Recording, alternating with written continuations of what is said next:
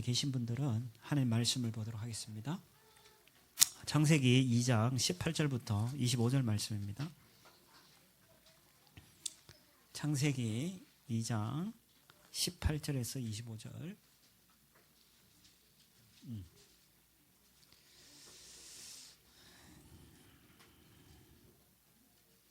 제가 봉독해 드립니다.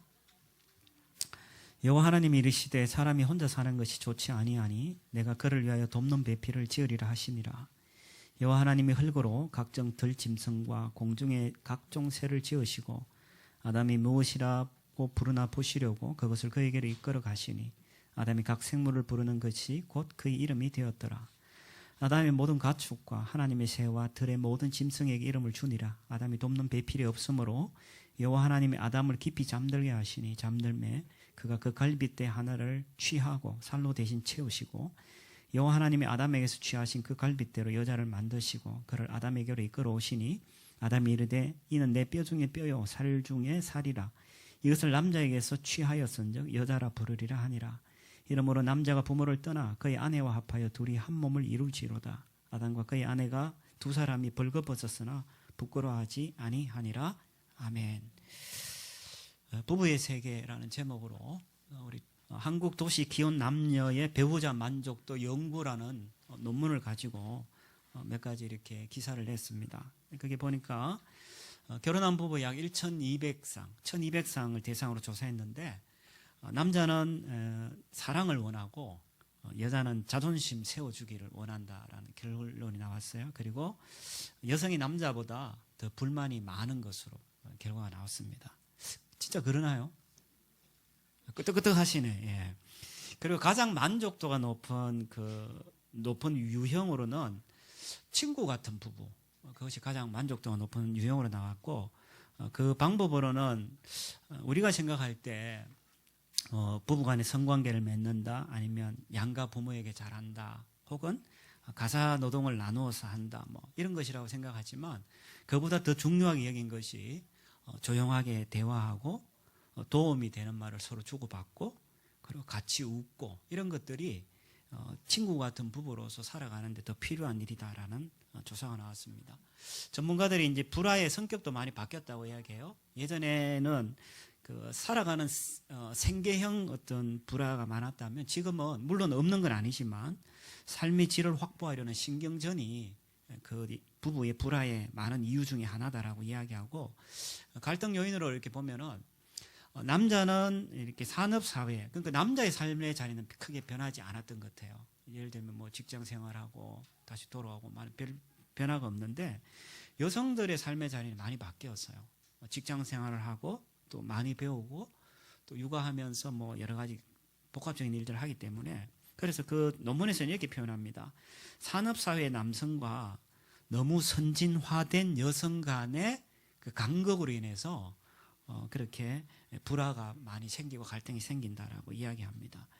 이런저런 이야기가 이제 공감이 되기도 하고 부부로서 어떻게 살아가야 될지 생각을 다시 한번 하게 되는데, 오늘은 지난 시간에 이어서 지난 시간에 정말 중요한 그 결혼 생활의 원리에 대한 이야기를 나누었다면 오늘은 조금 더 실제적인 이야기를 여러분들하고 나누도록 하겠습니다. 지난주에 이제 설교하고 나서 싱글들이 피드백이 우리하고는 관계없는 것 같아요 라고 이야기하지만, 사실은 잘 들어보면 우리하고 참 밀접한 관계가 있기 때문에 잘 들으시면 좋겠습니다. 오늘 읽었던 2장 18절부터 2장 끝까지는 남자가 어떻게 여자가 창조되었는지에 대한 이야기를 좀 더 자세하게 기록합니다. 그러나 창세기 1장 27절에 보면 이미 하나님이 자기 형상대로 남자와 여자를 창조하셨다라고 창세기 1장 27절에 이미 나와 있습니다. 그리고 오늘 2장에서는 남자와 여자의 그 창조 과정을 조금 더 자세하게 기록하는데, 이게 성경의 기록 방식이죠. 처음에 이제 큰 주제를 하나 이야기했다면 뒤에 나와서 자세하게 기록하는 것이 성경의 기록 방식인데, 오늘도 이제 18절부터 25절까지는 그 성경의 기록 방식을 따라서 창조 과정을 자세하게 기록하고 있고, 특별히 남자와 여자를 왜 만들었을까, 그 하나님의 뜻에 대해서 우리가 이 본문을 통해서 살펴보면 좋겠습니다. 그래서 본문은 크게 두 부분을 나눕니다. 18에서 20절은 돕는 배필을 지으리라, 그리고 21절에서 25절까지는 한 몸을 이룰지라 라는 그렇게 나누어서 살펴보도록 하겠습니다. 그러면 나그네인 신자, 남편과 아내가 가정에서 어떻게 구체적으로 행동해야 할까? 첫 번째는 선한 일을 위해서 서로 도와야 한다. 선한 일을 위해서 서로 도와야 한다라고 그렇게 이야기합니다. 18절에 이렇게 얘기하죠. 여호와 하나님이 이르시되 사람이 혼자 사는 것이 좋지 않다. 그래서 내가 그를 위하여 돕는 배필을 지으리라 라고 이야기합니다. 1장 마지막 절 31절에는 보면요, 하나님 보시기에 모든 것이 심히 좋았다 라고 이야기하는데 2장 18절에는 혼자 사는 것이 좋지 않다 라고 그렇게 이야기하죠. 이것을 봤을 때 이 좋지 않은 상황은 하나님이 창조를 완벽하게 하시기 전의 상황으로 보는 것이 자연스러운 거고, 어쨌든 성경에서는 혼자 사는 것이 좋지 않기 때문에 하나님이 돕는 배필을 짓겠다라고 이야기합니다. 2019년 그 통계 자료를 찾아보면요, 1인 가구가 30%가 넘었어요. 그러니까 우리가 100이라는 10가정이 있으면 10가정 중에 3가정은 1인 가정. 특별히 그 1인 가구 중에 60대 이상의 가정이 32%라고 이야기해요. 그러니까 지금 사실 심각한 거죠. 그래서 점점 시간이 갈수록 혼자 사는 가정이 늘어나고 있어요. 그때 연세가 드실수록 그런데, 그래서 뭐 혼밥이니 혼술이니 마트 같은 데 가면 혼자 이렇게 음식을 해 먹을 수 있도록 이렇게 파는 것들을 보게 되는데, 어쨌든 혼자가 자꾸 점점 늘어나지만 성경에서는 기본적으로 혼자 사는 것은 보기 하나님 좋지 않다라고 그렇게 이야기합니다. 그리고 나서 하나님이 이제 그 돕는 배필인 여자를 짓는데, 그 여자를 본격적으로 짓는 이야기는 21절부터 본문에 나옵니다. 그런데 19, 20절에 보면은 다른 내용이 그 중간에 삽입되어 있고, 그리고 여자를 만드는 창조하시는 이야기는 21절부터 본문이 나오죠. 자, 그러면 하나님이 이 19, 20절을 통해서 무엇을 얘기하고 싶을까를 잠깐 보도록 하겠습니다. 19절에 보니까 하나님이 흙으로 이제 짐승을 만드시고 아담이 무엇이라고 부르는지 보시려고 그것을 그에게로 이끌어왔고, 아담이 각 생물에 부르는 것이 이름이 되었고, 그리고 그에게 이름을 주었다라고 이야기하죠. 그래서 하나님이 아담에게 그 이름을 짓도록, 여러 동물들의 이름을 짓도록 그에게 이끌어왔고, 아담이 이름을 지었다라고 이야기하죠. 이름이라는 것은 우리가 생각할 때 단순히 그냥 이름이라기보다는, 이름이라고 할 때는 그 존재 자체를 의미합니다. 그래서 아담이 이름을 짓는다라고 이야기하는 것은 창조 세계에 지어진 여러 가지 동물들에게 자신의 어떤 역할과 기능을 찾도록 돕는 역할이 바로 이름 짓는 일이다라고 이야기할 수 있죠. 이미 우리가 앞에서 예전에 살펴봤습니다만 2장 15절에 보면 경작하고 지켜라, 돌보고 보아란 말이죠. 그리고 1장 26절 이하에 보면은 생물을 다스리라라는, 돌보라는 명령의 연장선상에서 우리가 이름 짓는다는 것을 볼 수 있죠. 자, 그렇다면은 왜 하나님이 돕는 배필을 짓는다라는 이야기와 실질적으로 짓는 이야기 사이에 이 이야기를 집어넣었을까? 맥락 속에서, 문맥 안에서 봤을 때 우리가 여기서 어떻게 볼 수 있냐면은, 어떤 사람이 이렇게 이야기해요. 모든 짐승들이 다 이렇게 암수 짝이 있으니까 아담으로 하여금 이렇게 배우자를 갈망하도록 그 마음을 주려고 그랬다라고 뭐 이렇게 이야기하는 사람들인데, 그건 좀 설득력이 떨어지죠.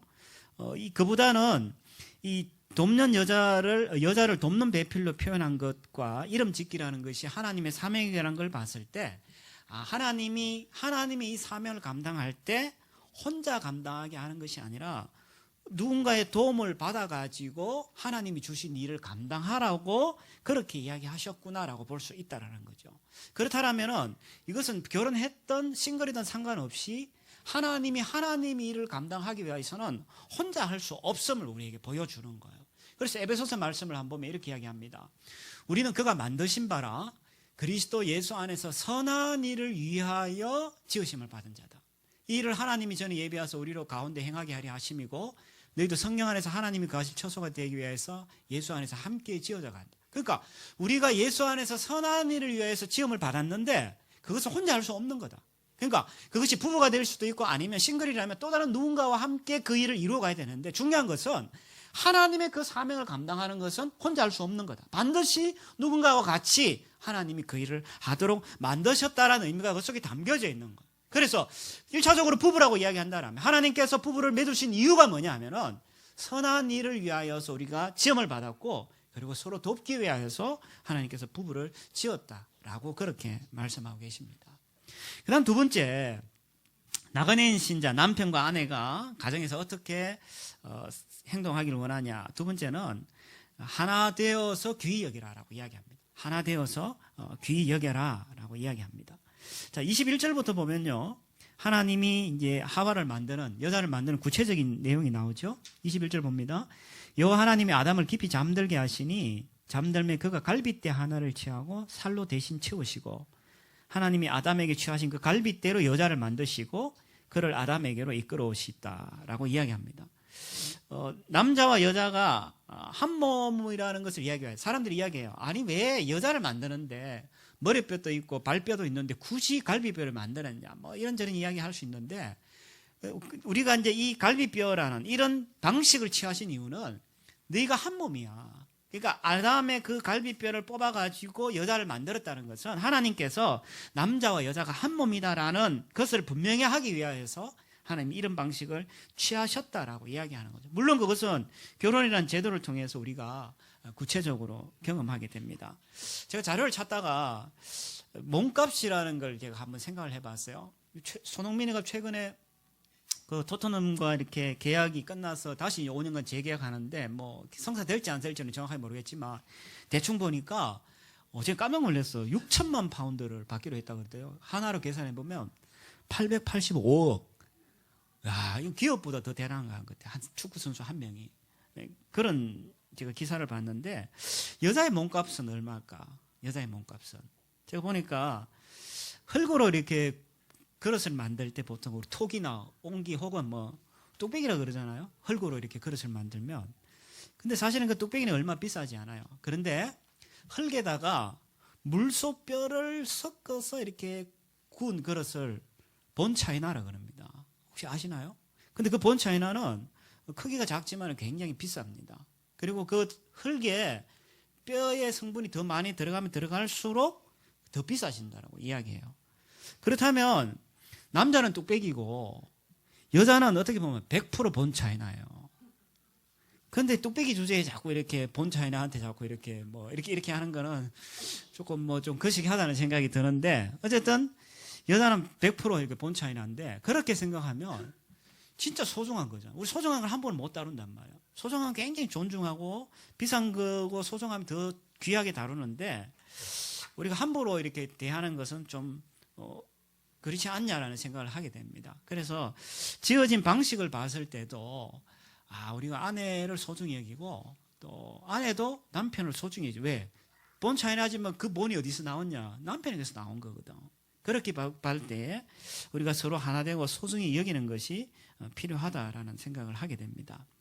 자, 어쨌든 이 아내를 이렇게 하나님이 아담의 뼈에서 이렇게 만들었을 때 아담이 감탄을 하는 이야기가 있어요.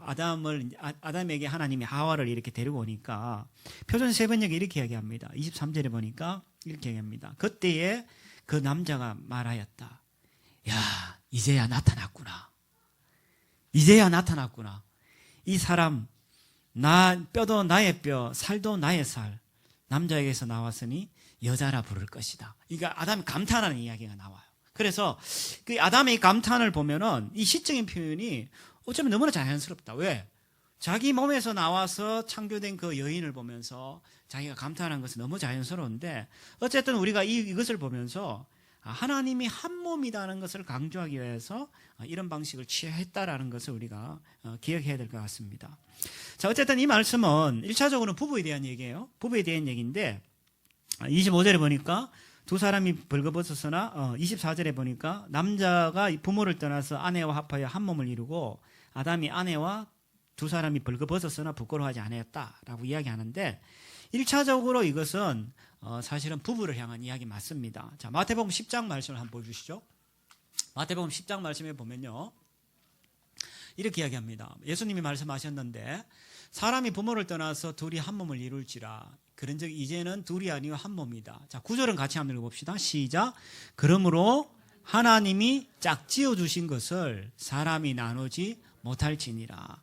어쨌든 하나님이 짝지어 주셨고, 그리고 하나님이 짝지어 주신 것은 사람이 나눌 수 없고, 물론 좀 다른 문제이기도 해요. 예를 들어서 뭐 구타를 하고 폭력을 가한다거나 아니면 외도를 한다거나 이런 문제는 조금 다른 문제이지만 성경은 기본적으로 하나님이 짝지어 주신 것을 나누지 못한다 라고 그렇게 이야기하고 1차적으로 부부가 하나다라는 이야기를 합니다. 그러나 부부로만 이것을 한정 지을 수 없다라는 거죠. 제가 서두에도 말씀드렸지만 하나님의 형상대로 창조된 사람들은 그러면 어떤 존재인지에 대해서 좀 넓은 의미에서 우리가 볼 때 사실은 부부도 서로 돕는 배필이지만 옆에 앉아 계시는 너와 나도 사실은 서로 돕는 배필이라는 거예요. 왜? 하나님이 인류를 그렇게 만드셨고 삼위 하나님의 형상을 이어받은 우리가 삼위 하나님처럼 우리는 서로 한 몸이고 한 몸이기 때문에 서로 돕는 배필로서의 역할을 해야 된다는 거죠. 아까 부부의 중요한 역할이 뭐냐라고 할 때 둘이 연합해가지고 하나님의 그 사명을 잘 감당해야 되는 것처럼 부부 1차적인 이야기는 부부에 대한 얘기지만 좀 더 확대한다면 우리가 너와 나 모두가 연합해가지고 한 몸인 우리가 돕는 배필로 존재하면서 하나님의 사명을 감당하도록 하신 말씀이다라고 이야기한다는 거죠. 근데 특징적인 것은 보니까 둘이 벌거벗었지만 부끄러움이 없었다라고 이야기하죠. 물론 벌거벗음은 육체적인 벌거벗음일 수도 있어요. 그러나 억압에 대한 두려움이나 잠재적인 악의가 없는 정말 부담 없는 관계 속에서 둘이 같이 존재하였음을 우리에게 보여주고 그것은 결혼이라는 제도 안에서 우리가 부분적으로 경험할 수 있다라고 이야기합니다. 물론 또 어떤 학자들은 이것이 죄 없는 것을 표현하는 모습이다라고 이야기하기도 합니다. 어쨌든 우리가 하나님께서 주신 그 신자인 부부와 또 아내가 두 사람이 하나님 앞에서 이야기할 때 서로 선한 일을 위하여서 우리가 서로 지원받았고 그리고 서로 한 몸이기에 서로 우리가 존중하고 귀히 여겨야 된다라고 이야기합니다. 자, 그런데 우리가 실질적으로 선한 일을 위하여서 우리가 서로 돕는 것 그리고 또 한 몸으로서 서로 우리가 존중히 여기는 것 사실은 쉽지를 않아요. 특별히 돕는 배필이라는 이 말을 들으면 사람들은 사실 좀 기분 나빠하는 사람도 있어요. 왜냐하면 특별히 요즘 이제 여성의 어떤 권리나 여성에 대한 많은 주장을 하는 그런 분위기 속에서 이 돕는다 조금 나쁘게 얘기하면 뭐 시다발이 아니냐, 하나님이 남자의 시다발이로 여자를 지었냐, 뭐 이렇게 이야기하시는 분도 있어요. 조수로. 그리고 또 누군가의 도움 받는 것 그렇게 유쾌하게 생각하지 않는 사람도 생각보다 많은 것 같아요. 그러다 보니까 우리가 사실은 돕는 배필 하나됨에 대한 의미에 대해서 잘 알지 못하고 당연하게 그렇기 때문에 우리는 주님의 사랑도 제대로 누리지 못하는 경우들을 우리는 종종 보게 되어집니다. 그래서 지난 시간에 이어가지고 계속해서 그럼 어떻게 이 문제들을 우리가 해결해 갈 건가, 팀 켈러의 그 결혼에 관하여라는 책을 조금 더 기초해가지고 우리가 조금 더 자세하게 한번 살펴보도록 하겠습니다. 다시 2장 18절로 가보면요, 18절이 다시 이렇게 얘기합니다. 사람이 혼자 사는 것이 좋지 아니하니 내가 그를 위하여 돕는 배필을 지으리라. 여기서 돕는 배필이라는 말은 영어로는 suitable help라고 이야기합니다. 꼭 맞는 직역하면은 꼭 맞는 뭐 도움을 주는 자, 조력자 뭐 이렇게 볼 수 있는데 이게 원문에 보면은 돕는다라는 말을 우리가 생각할 때 진짜 막 시다바리니 뭐 조수니 이런 개념이라기보다는 이 돕는다는 단어는 이럴 때 사용을 합니다. 자, 저를 한번 보세요. 전쟁을 치르는데 우리 아군은 병력이 너무 작아. 숫자가 너무 적어. 그런데 적군은 천만 대군이야. 그래서 전쟁이 보니까 이게 치르는 게 너무 어려운 거야. 그래서 이 아군이 적군 앞에서 쩔쩔매고 있을 때 갑자기 저 멀리서 어딘가에서 몇 천만의 지원군이 막 몰려오는 거야. 몰려와가지고 전투력이 갑자기 막 커지고 그 전쟁에서 이길 수 있는 상황이 바뀌어진 거야. 그때 사용했던 병력을 보강하고 힘을 더 지원한다고 할 때 사용했던 단어가 이 돕는이라는 단어야. 근데 이 돕는이라는 단어는 사람한테도 사용했지만 주로 성경을 찾아보면 하나님을 지칭할 때 주로 사용했던 단어가 이 돕는이라는 단어인 거죠.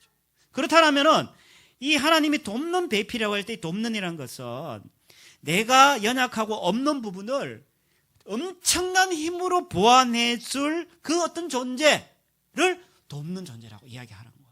그래서 하나님이 우리에게 혼자 있는 것이 좋지 못하는데 1차적으로 그런 존재를 우리에게 붙여주셨다라고 이야기한다는 거예요.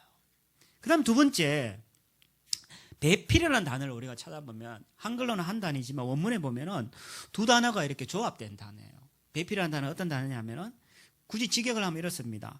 같으면서도 정반대인 자. 이게 무슨 말이지? 같은데 어떻게 정반대지? 언뜻 보면 서로 모습처럼 보이잖아. 어디 같은데 어떻게 정반대지? 반대란 말인가? 같단 말인가?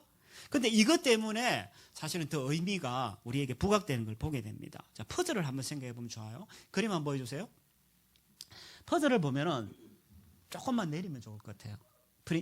스크린을. 네. 이 퍼즐을 보면요.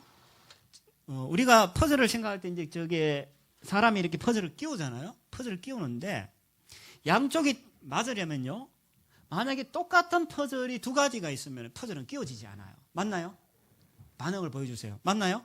퍼즐이 하나가 똑같으면 똑같은 게 두 가지가 있으면 이 퍼즐은 조합되지가 않아요. 그렇다고 해서 이게 퍼즐이 달라도 아무렇게나 다리면 저게 끼워지지 않는 거야. 예를 들어서 오른쪽 퍼즐이 동그라미면은 저게 끼워질 수가 없는 거예요. 그래서 퍼즐이 저게 완벽하게 조합되려면은 둘이는 똑같아도 안 되고 또 완전히 아무렇게나 달라도 안 된다는 거야. 그렇기 때문에 여기서 지금 대피라는 의미는 두 가지가 있는 거예요. 같으면서도 완전 다른. 그래서 다를 때 제대로 달라야지 이 두 가지가 이렇게 딱 끼었을 때 완벽한 하나가 되어진다는 거예요. 그래서 오른쪽에 이 대체물은 다른 것으로는 저기에 끼워줄 수가 없는 거예요. 저 퍼즐에는 반드시 이 퍼즐이 끼어 들어가야 되는 거예요. 그래서 뭐라고? 하나님이 짝지어 주신 거예요. 그래서 하나님이 아담에게 보낸 이 하와는 두 가지 의미가 있는 거예요. 하나는 엄청난 힘의 소유자, 엄청난 능력의 소유자이면서 동시에 아담과는 같으면서도 다른 존재, 그리고 대체 불가능한 존재가 바로 이 아담에게 있어서는 하와였다라고 해요. 하와에게 아담도 마찬가지였다는 거예요. 그렇다면 이렇게 볼 수 있는 거예요. 남성에게 없는 여성의 아름다움, 영광, 시각, 그리고 어떤 것들이 남성에게 여성이 옴으로써 이것이 완벽하게 되고, 여성에게도 마찬가지야. 여성에게 없는 무엇이 그 남성의 이런 것들이 오면서 딱 들어맞아서 둘이 완벽한 하나가 되어진다는 거죠. 그래서 결혼이라는 제도가 뭐냐 하면은 공식적으로 이성이 우리 속에 들어와 가지고 이런 역할을 하는 하나의 시작점이 되어진다라고 이야기하는 거예요. 그럼 이제 어떤 사람이 질문해요. 목사님, 자꾸 남성성, 여성성이라 이야기하는데 요즘 이런 이야기하기도 좀 조심스러워요. 왜냐하면 뭐 빨간 색깔이라고 뭐 여성이다, 뭐 치마부터 여성이다 이렇게 얘기할 수가 함부로 없단 말이에요. 그래서 여성성, 남성성에 대해서 정의하라고 할 때 우리는 여러 가지를 이야기해요. 저도 이제 대학 다닐 때 생각해 보면은 우리는 그때 많이 봤던 책이 존 그레이 박사의 그 화남금녀라는 책을 많이 봤던 것 같아요. 화남금녀는 뭐냐면 화성에서 온 남자, 금성에서 온 여자. 이만큼 다르다는 거지. 그래서 우리 그걸 보면서 남성이 어쩌고 여성이 어쩌고 막 그렇게 공부를 했던 기억이 나는데, 근데 그것이 지금 잘 맞지 않아. 왜냐하면은 다양한 문화권에서 정말 남자와 여자를 이렇게 딱 규정할 수 있냐? 그럴 수 없다는 거지. 그리고 또 하나는 사람들마다 기질들이 다 다르기 때문에 그걸로 딱 이렇게 규정할 수 있냐? 할 수 없다는 거야. 그런데 여러분 아셔야 되는 것이 있는 게 뭐냐면 성경에는요 분명하게 남성과 여성의 차이를 성경 분명히 규정하고 있어요. 그게 어떻다라고는 이야기하지는 않지만 남성과 여성의 두 성에 대해서 성경 분명히 이야기하고 있는 거예요.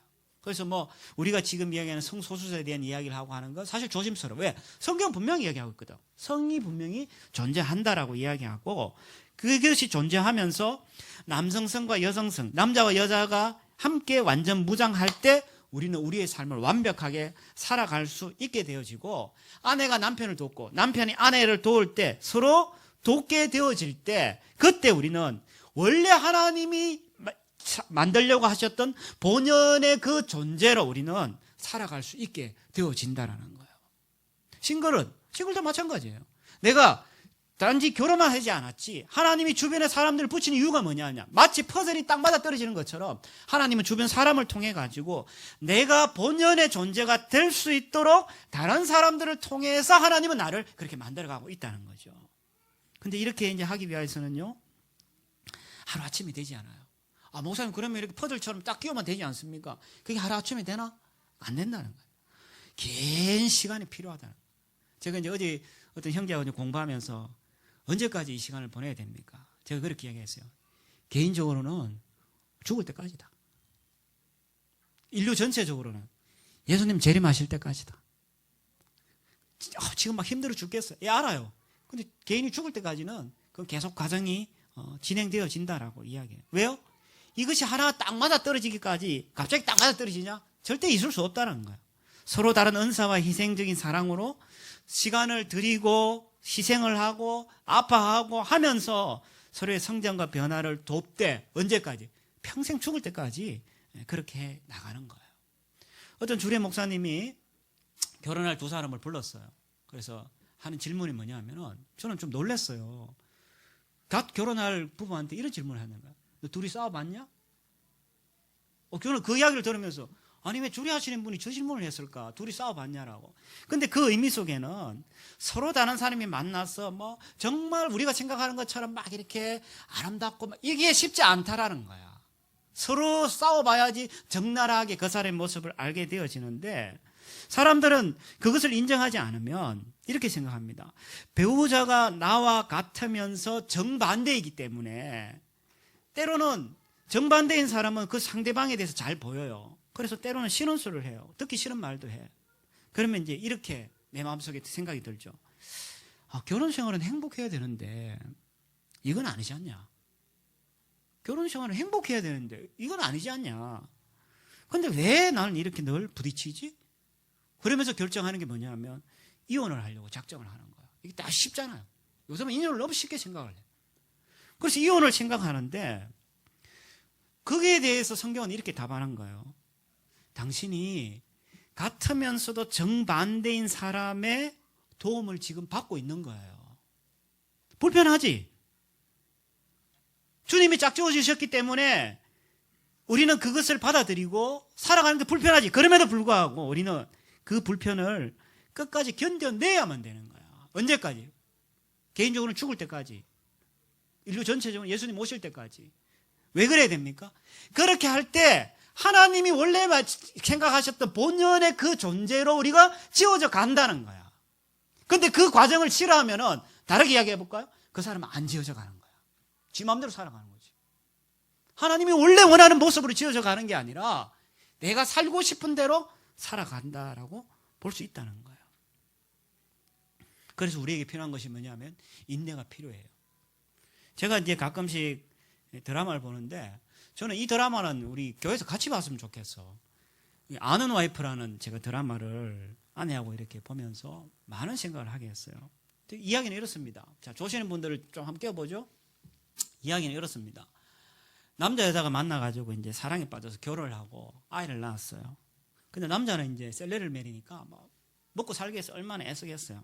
그래서 막 애쓰고 여자는 이제 워킹맘에다가 육아를 키우면서 막 서로 막 망가져 가는 거야.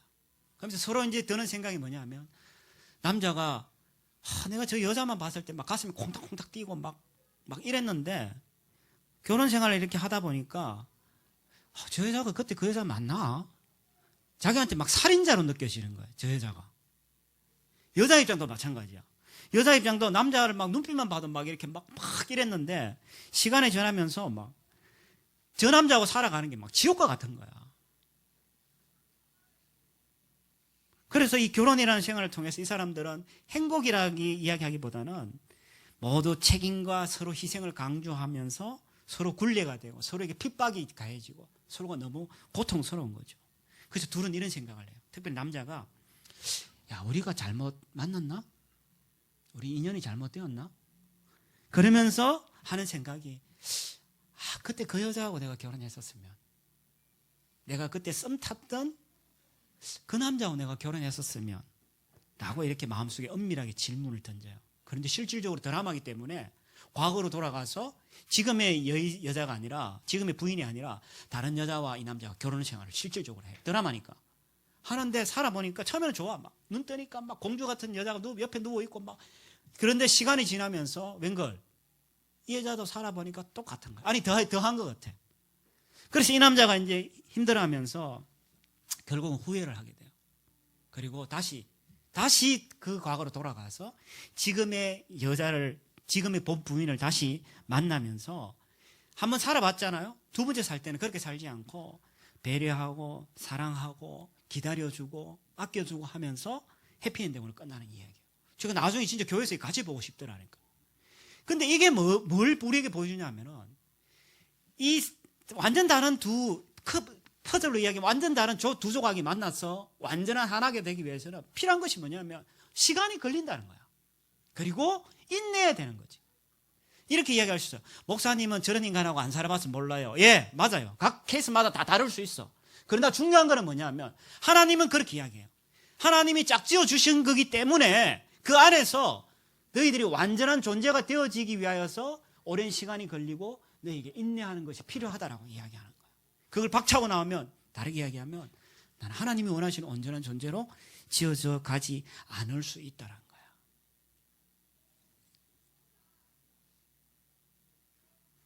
그래서 하나님은 돕는 배필을 우리에게 주셨고 그 돕는 배필과 함께 서로 도와가며 살아가라고 이야기합니다.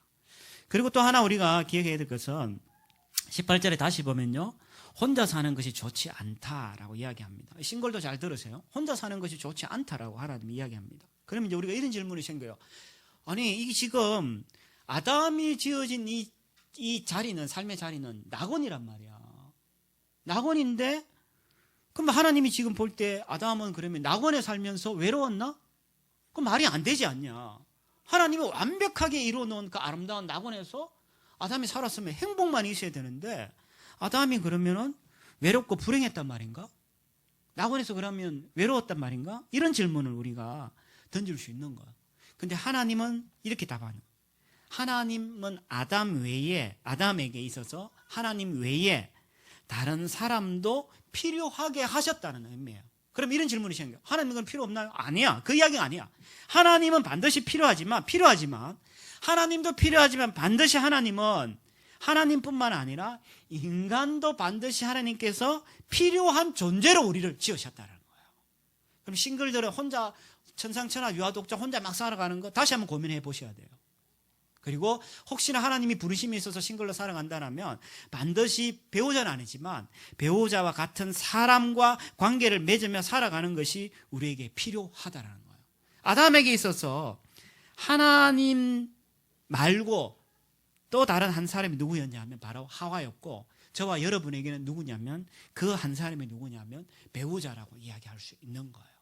그래서 하나님이 만약에 내가 아담처럼 혼자 살아도 문제 없어라면 하나님이 주변에 사람을 허락하지 않았을 거란 말이야. 그런데 그것이 아니라 낙원인데도 하나님은 아담 혼자 사는 것이 좋지 않았다라고 이야기하는 거예요. 그 말은 뭐냐면 하나님뿐만 아니라 사람이 누군가가 필요함을 하나님께서 우리에게 이야기를 하고 싱글로 이야기하자면 싱글도 혼자 사는 것이 뜻이 아니라 반드시 주변에 누군가가 있어야 됨을 우리에게 보여주고 있다는 거예요. 자, 이 이야기를 보면은 하나님은 참 겸손하시고 이타적인 것 같아요. 왜냐하면 하나님이 다 하실 수 있는데 하나님만이 아니라 또 다른 어떤 사람을 필요하게 했기 때문에 하나님이 굉장히 겸손하고 이타적이다라는 것을 우리가 알게 되어집니다. 그런데 실질적으로 하나님이 보여주신 이런 겸손 그리고 하나님의 어떤 희생적 사랑은 사실은 성경 말씀을 보면 더 많은 이야기로 나오게 됩니다. 특별히 선지서를 보면요, 하나님은 자신을 향해서 이렇게 이야기합니다. 나는 신랑이야. 그리고 나의 백성 너희는 나의 신부야라고 이야기를 해요. 하나님은 자신을 뭐라고 규정하냐면 나는 신랑이고 너는 신부다라고 그렇게 이야기해요. 자, 그러면은 신랑이라는 의미를 우리가 한번 생각해 봅시다. 신랑이라는 그 은유를 한번 생각해 보면 이 신랑이라는 의미는 하나님 우리의 어떤 삶을 만족시키줄 유일한 배우자가 누구냐면 그거는 하나님 한 분밖에 없다라는 거예요. 아까 제가 퍼즐 기억나나요? 퍼즐 혹시 다시 한번 보여줄래요? 퍼즐 보면 우리가 다시 기억해야 될 게 뭐냐면은 그만 안 내려도 돼요. 퍼즐 보면서 기억해야 될 것이 완전히 같으면서 완전히 다른 그 두 가지 의미가 있다 그러잖아요. 근데 이게 하나님은 자신을 어떻게 표현하고 있냐면 우리가 신부가 하나님이 신랑이라고 이야기하는 거예요. 그 신랑이라는 의미는 어떤 의미냐면 하나님은 우리와 같으면서도 다른 존재라고 이야기하는 거예요. 같다는 말은 어떤 말이에요? 하나님이 같다는 말은 우리가 하나님의 형상을 이어받아서 지어졌기 때문에 기본적으로 우리의 존재 양식은 관계적이라는 거예요. 그러니까 내 혼자 뭐 잘 살아가요? 이 거짓말이야. 왜? 하나님은 우리를 그렇게 짓지 않았다는 거예요. 관계를 맺으면서 살아가도록 지어진 존재, 관계 속에 존재하는 존재가 우리 인간이라고 해요. 그게 뭐냐? 같은 거예요. 다른 거는 뭐예요? 다른 것은 하나님은 거룩하신 하나님이시죠. 거룩하신 하나님이시기 때문에 이 퍼즐의 한쪽이 들어갔을 때 완벽하게 하나가 되는 것처럼 인간은 혼자 절대 완전할 수가 없어. 왜? 마치 한쪽 퍼즐에 다른 퍼즐이 들어와서 완벽하게 되는 것처럼 인간이라는 이 신부는 신랑이라는 하나님이 우리 가운데 와서 관계가 맺어질 때 비로소 우리는 완벽한 존재가 되는 거예요. 사람들 착각들 해요. 나 하나님 없이 살아갈 수 있어요. 웃기는 얘기야. 왜? 우리가 그렇게 지어지지 않았어. 하나님은 우리를 어떻게 지었냐면 신부인 우리는 신랑인 하나님이 와서 우리 가운데 딱 결합되어질 때 우리는 완벽한 존재가 되는 거예요. 사람들이요, 하나님이 없을 때 왜 힘들어하고 하나님 없이 살아가는 게 왜 그래 어려운지 알아요? 우리가 그렇게 지어졌기 때문이에요. 근데 사람들은 자꾸 다른 데 찾아. 이걸 어떻게 해결하지? 때로는 술을 먹기도 하고 연애를 하기도 하고 때로는 도박을 하기도 하고 어떤 놀러도 다니기도 하지만 만족되어 줄 수 없지. 왜 그러냐면은 우리가 그렇게 지어지지 않았다는 거예요. 하나님이 신랑이라는 의미는 우리와 같으면서도 다른 분인데 그 다른 분이 딱 채워져야지 우리에게는 완전한 만족과 기쁨이 있는 거예요. 두 번째, 신랑이라는 의미 속에는요, 그러면 하나님이 추상적인 그런 개념 대상이냐, 아니면 마치 경찰처럼 우리에게 규율로 딱 규정하는 그런 분이냐, 그렇지 않고 하나님은 기본적으로 아까 이야기했던 것처럼 우리와 친밀한 교제를 원하시는데 하나님은 말씀을 통해서 우리에게 교제하시고 우리는 기도와 예배를 통해서 하나님과 교제하게 되어진다는 거예요. 그리고 마지막, 이 신랑이라는 의미 속에는 사실은 하나님께서 우리에게 아까 우리가 쭉 보았던 것처럼 가장 긴 시간 동안 가장 인내하며 참아가시는 배우자라는 의미가 그 속에 담겨져 있어요. 진짜 그러나요? 예, 여러분 삶을 보면 알아요. 하나님 정말 오래 기다리셔. 오래 기다리시고 참고 인내하시고. 여러분의 삶을 보면 알잖아요. 지금 예배당 문을 나서는 순간에 우리 삶을 알잖아요. 그러니까 하나님은 계속 기다리시고 인내하시고 오랜 시간 동안 참으시는 배우자는 그 의미가 그 속에 담겨져 있음을 우리는 보게 되어집니다. 자, 특별히 우리가 그 이야기를 구약을 통해서 우리가 호세아서를 통해서 잘 볼 수 있는데 하나님은 자신을 신랑으로 이야기하면서 동시에 이스라엘을 자기 아내라고 이야기하죠. 자기 남편이고 아내로 이야기하는데 이스라엘은요, 저게 이제 호세아 1장 2절에 보면 이렇게 되죠. 너는 가서 음란한 여자를 맞이하여 음란한 자식들을 낳아라. 이 나라가 여호와를 떠나 크게 음란합니다. 이 나라가 누굽니까? 이스라엘이잖아. 이스라엘이고 하나님은 계속해서 이스라엘 신부인 아내를 계속 이스라엘을 사랑하는데 이스라엘은 계속 바람피고 외도하는 거야. 그래서 영적으로 이제 우리 저거 영적인 간음이다라고 이야기하는데 호세아 이야기 다 아시죠? 간단하게 이야기 이렇습니다. 하나님이 선지자인 호세아에게 고멜이라는 여자하고 결혼하라고 이야기해요. 근데 이 고멜이라는 여자는 호세아를 떠나가지고 계속 외도를 해. 아주 음란한 여자야. 그리고 틈만 나면 다른 남자를 찾아 돌아다녀. 그리고 애도 낳았는데 애도 셋 다 이름이 다 달라. 내가 볼 때 남편이 몇 명 되는 것 같아. 그리고 이 고멜이라는 여자는 몸을 파는 일까지 하게 되죠. 근데 하나님은 계속 호세아에게 이야기해요. 가서 아내 찾아와라. 아내 찾아와라. 그래서 아내를 찾으러 가면은 땀난 자하고 바람 피고 있어. 근데 찾아올 때 또 빈손으로 못 가. 왜? 그 여자를 데리고 오려면 반드시 엄청난 값을 지불해야지만 그 여자를 데리고 올 수 있는 거예요. 그래서 호세아는 계속해서 그 고멜이라는 여자와 관계 속에서 이런 어려움들을 겪게 되는데 하나님이 이야기합니다. 이게 누구의 얘기냐? 바로 하나님과 이스라엘 백성과의 이야기라고 이야기를 하죠. 그래서 호세아가 그 부정한 고멜을 사랑하려고 엄청난 값을 지불하고 엄청난 희생을 치른 것처럼 사실은 하나님도 우리를 향한 신부인 우리를 향하여서 하나님은 엄청난 대가와 희생과 어려움들을 하나님은 겪으셨고 그럼에도 불구하고 우리를 하나님은 끝까지 사랑하신 거예요. 그게 뭡니까? 바로 예수 그리스도의 죽으심이라는 거예요. 하나님은 우리를 끝까지 사랑하신 거예요. 그리고 그 대가를 하나님이 지불하셨다라고 이야기하는 거예요. 마태복음 9장에 보면요, 이런 이야기 나옵니다.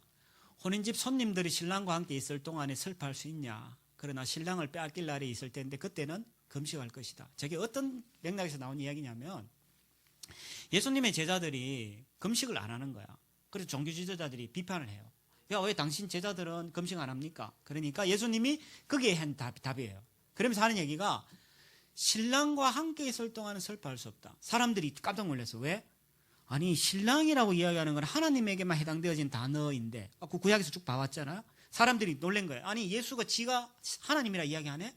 라고 이야기하면서 사람들이 놀랐는데, 예수님의 말을 보면 이렇게 이야기합니다. 지금 내가 함께 있을 때는 슬퍼할 수 없는데 신랑이 빼앗길 날이 있을 텐데 그때는 금식해라. 신랑이 빼앗길 그날은 언제냐 하면은 바로 예수님이 십자가에서 죽으시는 날을 이야기하는 거예요. 그래서 우리는 저것을 통해서 두 가지를 볼 수 있어요. 하나는 예수님은 우리의 신랑인 하나님이시고, 또 하나 예수님은 우리를 위하여서 죽으러 오셨다라고 볼 수 있는 거죠. 자, 그러면 이제 우리가 이렇게 정리할 수 있습니다. 하나님은 우리의 정말 연인이고 배우자인데, 사실 우리는요, 우리의 그분한테 우리는 최악의 결혼 생활을 우리는 드렸어요. 우리는 하나님께 최악의 결혼 생활을 드렸어. 하나님은 끊임없이 우리를 사랑하고 기다리고, 하나님은 그렇게 연모하는데, 우리는 하나님 앞에 최악의 결혼 생활을 우리는 하나님 앞에 드린 거죠.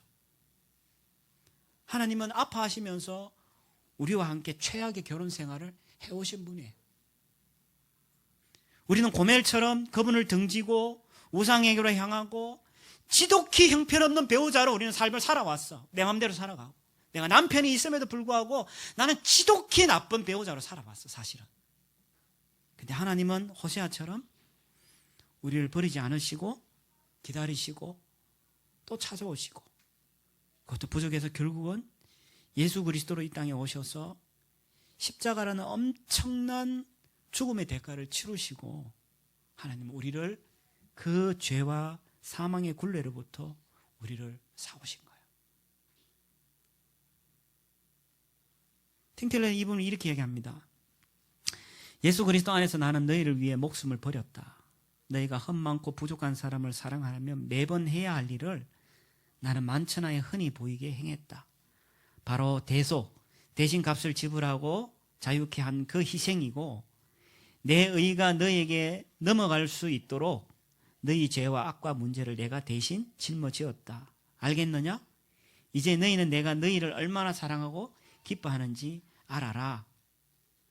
이 이야기를 우리가 우리 속에 알게 될 때, 우리는 지금 현재의 결혼 생활이 힘들고 어렵지만 우리는 인내하면서 우리는 그 길을 갈 수 있다는 거예요. 지금 결혼 생활하면서 난 불행해, 결혼 생활이 힘들어, 저 왼수 같은 인간이 나에게 십자가에 내 목을 십자가에 매다네, 이렇게 이야기할 수 있지만 하나님은 실제로 그 일을 당하신 거예요. 예수님이 우리를 사랑하시는 것은 우리가 선해서가 아니라 우리를 선하게 하시기 위하여서 예수님은 우리를 사랑하시고 죽으셨죠. 그분의 사랑은 자신을 위한 것이 아니라 우리를 위한 것이고, 그분은 우리를 떠나지 않고 끝까지 사랑하시고, 그렇다면 이것이 우리 가운데 충분히 우리 가운데 인내되고 묵상되고 음미되고 생각되어진다라면, 까다로운 배우자, 내하고 맞지 않는 스타일의 배우자, 또 내하고 전혀 다른 배우자를 만난다 할지라도 우리는 예수님을 기억하면서 오래 참고 그 먼 길을 우리는 갈 수 있게 되어지는 거예요. 제가 여러분이 질문 드려요. 정말 100년 해로하고 싶어요? 정말 100년 하고 해로하고 싶다라면은 배우자를 보면서 수도 없이 이런 이야기를 해야 돼요. 당신이 내게 상처를 입혔지만 나는 최고의 배우자이신 예수님께 상처를 입혔습니다. 그런데도 그분은 계속해서 나를 덮어주시고 용서해 주셨습니다. 그분께 받은 사랑이 족하기에 나는 당신도 그럼에도 불구하고 나는 똑같이 사랑할 수 있습니다. 그래서 우리는 인내하면서 먼 길이지만 우리는 갈 수 있게 되어진다라고 이야기하는 거예요. 싱글도 마찬가지예요. 절대 혼자 지어줄 수 없어. 하나님이 배우자가 없다라면 배우자 같은 사람을 분명히 옆에 두실 거예요. 근데 그 사람이 까다롭고 내하고 맞지 않고 내 스타일이 다르다 할지라도 포기하고 잘라버리는 것이 아니라 오늘 하나님께서 보여주시는 그 사랑을 보면서 우리가 그렇게 살아가야 됨을 이야기합니다. 예수님과의 그 결혼이라는 것은요, 정말 고귀해요. 우리가 살아가면서 다 알 수 없어요. 그래도 우리가 계속해서 그걸 알려고 해야 돼요. 이거는 부부에게만 해당되어지는 게 아니라 싱글도 마찬가지예요. 왜? 기본적으로 주님은 우리 신랑이라고 이야기하기 때문에.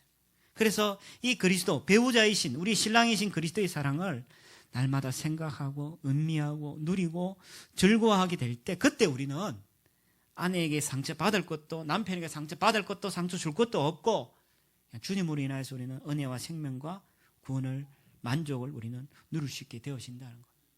그래서 진짜 결혼 생활을 잘하고 싶다면 그분과의 결혼 생활이 철저한 뒷받침이 될 때 우리는 우리의 결혼 생활을 잘할 수 있게 되어진다는 거예요. 마지막으로 하나만 이야기하고 마치겠습니다. 팀 켈러는 결혼한 지가 45년이 넘었어요. 그래서 우리 선배가 그럼에도 불구하고 결혼 생활에 필요한 실제적인 몇 가지 지침을 주고 있어요. 이걸 여러분하고 꼭 좀 나눠야 되겠다는 생각을 했습니다. 첫 번째는 뭐냐면요, 화난 채로 잠자리 들지 마라 그래요. 화난 채로. 힘든 점이 있다면 그것을 표현하는 것이 중요해요. 표현하고 공격하지 말고 표현하고 표현받는 거 중요하고, 그리고 혹시나 서로가 상처를 줬다면 용서를 구하고 또 용서를 받는 것이 우리에게 필요하다는 거예요. 용서를 주고받는 법을 우리는 배워야 돼요. 그리고 그렇게 하기 위해서는 자기 전에 같이 하루를 마무리하면서 같이 기도하는 것 중요해요. 왜? 화난 상태에서 기도할 수 없거든. 그래서 기도하는 것이 참 중요하다라고 이야기합니다. 그다음 두 번째는 뭐냐면요, 서로에게 이제 부부의 어떤 성관계를 이야기하는데 성관계를 자주 선물로 주라 그래요. 저는 선물이라는 단어에서 조금 충격이었어요. 왜요? 살아가다 보면 신혼부부는 상관없어. 근데 살아가다 보면 피곤하기도 하고 결혼 생활 오래 하게 하면 그냥 대면하고 권태기 또 갱년기 접어들면 사실 하기 싫거든. 근데 뭐라고 이야기하냐면 선물로 주라고요. 죄송합니다. 지금 제 각방 서는 분들이 많은 걸로 알고 있는데, 왜냐하면 결국은 몸의 이 관계가 결국 마음의 문제까지 생길 수 있거든요. 그래서 우리 신앙의 선배는 그렇게 이야기합니다. 때로 내가 하기 싫고 어렵더라도 성관계를 통해서 가끔씩 선물로 주라고 이야기한다. 그리고 세 번째, 그 가정의 생활 방식과 전통을 부부가 직접 챙기라는 거예요. 이게 어떤 말이냐면은, 이제 저희 같은 경우에 이래요. 저희 같은 경우에 이제 새해 첫날 되면은 떡국을 먹어. 근데 아내는 만두를 먹어. 그러면 이제 이렇게 얘기할 거 아니야. 야, 우리는 새해 첫날에 만두 먹어. 우리는 떡국 먹어. 그러면은 막 자기 집안이 이야기 막 할 거 아니야. 이게 맞다고 저게 맞다고. 둘 다 맞는 게 아니야. 그건 하나의 문화일 뿐이죠. 그러면 싸우지 말고 떡만둣국을 만들어 먹으면 돼. 이런 것처럼 부부가 그 문화를 직접 챙기라. 그러려면은 남편은 시댁에 대해서 조금 단호해야 돼요. 아주 좀 물러 터진 우리 남편들이 있어. 왜? 그러지 않으면 시댁의 문화를 그대로 이식하게 되거든. 아내도 마찬가지예요. 아내도 친정에 대해서 조금 단호해야 돼요. 그래서 그 가정의 문화는 부부가 같이 만들어라고 이야기하는 거예요. 되게 좀 중요한 것 같아요, 이 부분이. 그렇지 않으면 시댁이나 친정에 있는 문화를 그대로 이식해가지고 서로를 괴롭히는 게 되거든. 그리고 마지막은 서로의 사랑의 언어를 배우라고 이야기합니다. 언어가 다 다르죠. 예를 들어서 제가 여러분에게 I love you라고 이야기했는데 영어를 알아듣는 사람은 이해하지만 영어를 모르는 사람은 저게 무슨 소리지? 라고 할 거 아니에요. 왜? 이 사람은 한글밖에 몰라. 사랑의 언어도 마찬가지라는 거예요. 그래서 제가 제 아내한테 물어봤어요. 당신은 어떤 사랑의 언어를 구사하냐? 그러니까 제가 이제 그 하나님의 사랑의 그 하나님의 5가지 사랑의 언어라는 그 게리 체프만이 썼는 책을 보면 그 사랑의 언어가 5가지가 있어요. 하나는 인정하는 말, 그리고 함께하는 시간, 선물하기, 그리고 서로 봉사하기, 스킨십이 있는데 제가 아내한테 물었어요. 당신은 어떤 게 사랑받는다고 느끼냐 그러니까 봉사해 줄 때. 그 제가 집에서 설거지 열심히 해요. 설거지하고 뭐 청소하고 뭐 애들 밥 챙겨주고, 이번에 김장하러 아내가 3일 동안 집을 비웠는데 살림한다고 제가 바빴어요. 근데 아내는 그럴 때 자기가 사랑받는다고 생각하는 거야. 근데 저는 가만히 생각해보니까 내가 언제 사랑받는다 느끼냐 생각해보니까 함께 할 때 장보러도 같이 가고 같이 산보도 하고 사역도 같이 하잖아요. 이렇게 하면서 나는 사랑받는다고 느끼는 거야. 근데 아내한테 이렇게 하면 아내는 또 다를 수 있어. 그러니까 서로가 요구하는 사랑의 언어가 다르다는 거예요. 그걸 반드시 알아야 돼요. 당신이 원하는 사랑의 언어가 뭔지를 알아야 되는 거예요. 그러면 그 사람이 좋아하는 방식으로 내가 그 언어를 표현해 준다는 거죠. 때로는 그것이 선물일 수도 있고, 때로는 포옹일 수도 있고, 때로는 성관계일 수도 있고, 때로는 또 다른 어떤 것일 수도 있다는 거야. 근데 그걸 알 필요가 있다는 거예요. 그게 되게 구체적이고 실제적인 얘기라고 이야기하죠. 그래서 틴켈러는 이런 4가지, 화난 채로 잠자리 들지 말고 부부가 서로에게 성관계를 통해서 자주 선물로 주고, 그리고 가정의 생활 방식과 전통을 부부가 직접 만들고 서로가 사랑의 언어를 배워서 그렇게 구사하라라고 그렇게 우리에게 요청하고 있습니다. 그러나 모든 것의 밑에 바탕은 뭐냐 하면은 주님과의 그 결혼 생활이, 주님과 나와의 결혼 생활이 우리 결혼 생활의 기본이 된다라는 거예요. 왜요? 퍼즐을 기억하셔야 돼요. 하나님은 우리와 완전히 같지도 않지만 완전 다른 분이에요. 같으면서 다른 분이에요. 근데 그것이 결합될 때 그때 우리는 완전한 존재가 되어진다는 거예요. 그래서 여러분들이 지금 어떤 결혼 생활에 이렇게 처지에 놓여 있는지 저는 몰라요. 그리고 또 각각 싱글이라 할 때 싱글이 어떤 처지에 있는지는 모르지만 오늘 이 말씀을 기억하면서 하나님 그 부르심하면서 순종하는 저와 여러분 되기를 주의 이름으로 축원합니다. 기도합시다. 주셨던 말씀 생각하면서 우리 같이 한번 기도하도록 합시다. 오늘 여러분들이 회개해야 될 것들, 또 믿어야 될 것들 같이 기도하도록 합시다. 기도합니다. 주님 감사합니다. 저희들 사랑해 주시고 은혜 베풀어 주셔서 앞에 설 수 있도록 도와주시고, 주여 아버지 하나님 우리가 이 낙한 할 수 없음을 보이시고 주여 함께해 주시옵소서. 아버지 하나님 함께하시고 계시옵소서. 주여 하나님 이 관념을 생각으로 그치지 않도록 도와주십시오. 아버지 하나님께 하시고 주님께서 붙드시며 계시고 하나님 함께해 주시옵기를 원합니다. 주님 함께 하시고 계시옵소서. 아버지 하나님 계시고 계시옵소서.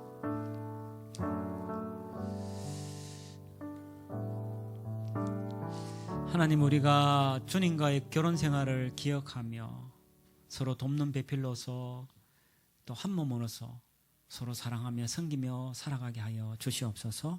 예수님 이름으로 기도합니다. 아멘. 찬송 우리 은혜 아니면 같이 찬송합시다.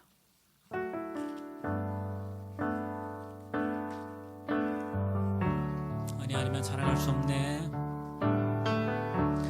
은혜 아니면 살아갈 수가 없네. 호흡마저도 다 주의 것이니 세상 평안과 위로 내게 없어도 예수 오직 예수뿐이네. 은혜 아니면 살아갈 수가 없네.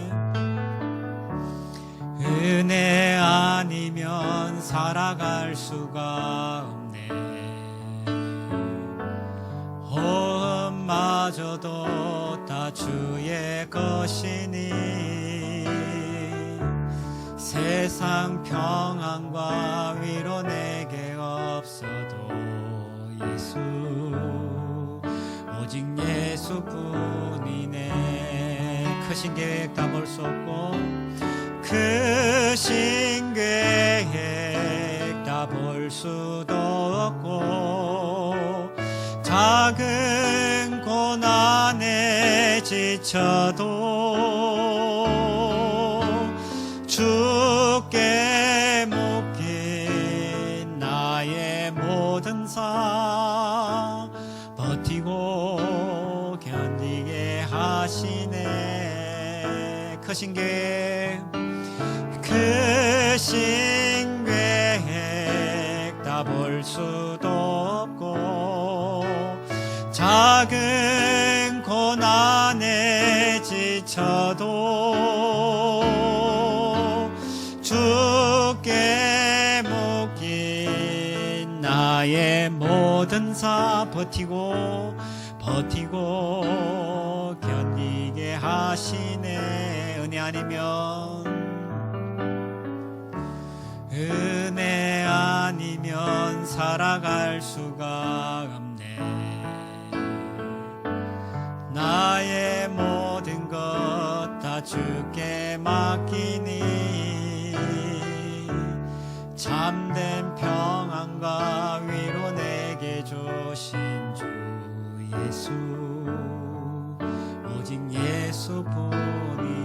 참된 평안과 위로 내게 주신 주,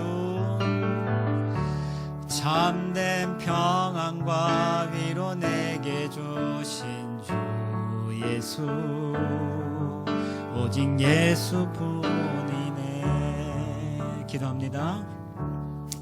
이제 우리 주 예수 그리스도의 은혜와 하나님의 사랑과 성령의 교통하심이 돕는 배필과 한 몸으로서 서로 사랑하고 섬기며 살아가기를 다짐하는 사랑하는 성도들과 그들의 삶의 모든 터전 위에, 그리고 한국교회와 이 나라 위에 지금으로부터 영원토록 함께하기를 간절히 축원하옵나이다. 아멘.